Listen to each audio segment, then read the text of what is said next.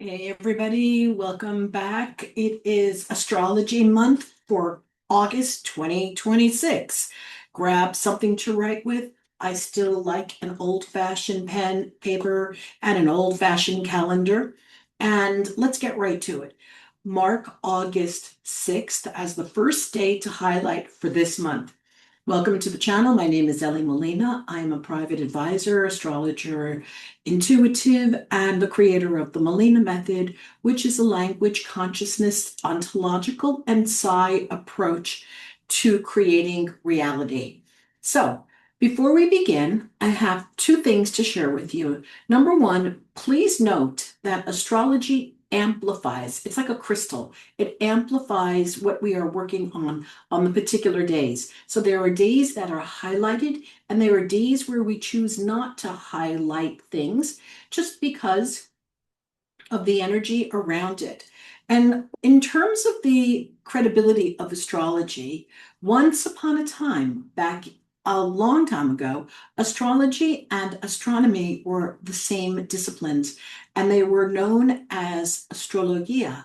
And some very famous astronomers like Tycho Brahe and Johannes Kepler, were actually considered astrologers. So let's get back to the dates, all right? Let's circle the 6th first. And the reason why we want to learn about the 6th is that this is the day that the sun trines Saturn. Now, Saturn is a retrograde, and if you need to learn a little bit about retrogrades, there's going to be a link at the bottom of this video.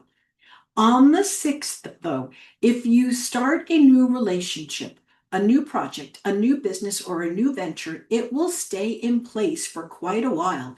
And you may actually look back at it in the future and be happy that you have put this out into this world on this particular day and said yes to the relationship, yes to the project, yes to this is the day I'm launching.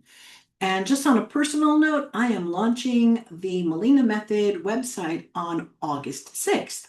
So it's also the day that Venus enters Libra, and Libra is ruled by Venus. So you may find yourself interested in beautiful things, beautiful people. You may find people more gracious and generous. And all the beautiful qualities will be exalted in whatever house you have in your birth chart that Libra occupies. And then on August 9th, Mercury enters Leo, encouraging creative expression. Then on the 10th, Venus will trine Pluto, and Venus will be opposite of Neptune. So it's an intense day regarding relationships. If you're in that new relationship, just slow things down a little bit and get yourself grounded in your basic values. Make sure that you're not in a space of hiding the truth from yourself. On the 11th, Mercury opposes Pluto, and it is important to avoid compromising your values and intuition because someone else wants you to. Venus will be trine Uranus, so romance will also be available to you. However, you do want to make sure you're not compromising your values just so that you can people please others. Mars enters Cancer until September 27th on that same day. So you may find yourself going inward, doing things with family, and again, be mindful of any tendencies towards moodiness. The day to circle is the new moon solar eclipse on the 12th. Now, this is a very interesting time because it's eclipse season. So if you'd like the details, I suggest you dive into astrology a little bit deeper so you know how to use these days. There's just too much information available right now.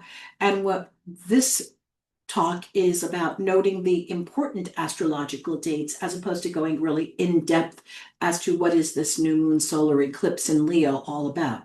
So on the 13th, Mercury is working its charm with Venus in a Leo Libra combo. So you can be enchanting if you wish, and you could sell anything to anyone if you'd like. However, you need to know how to be charming, and you need to know how to be irresistible if this is what your intention is.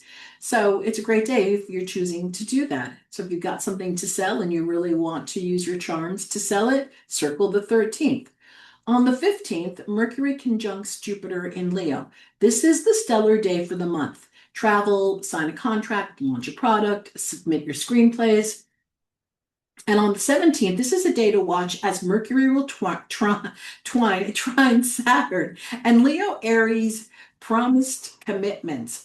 So if you make a commitment or a promise on this day, this has a potential to last a lifetime.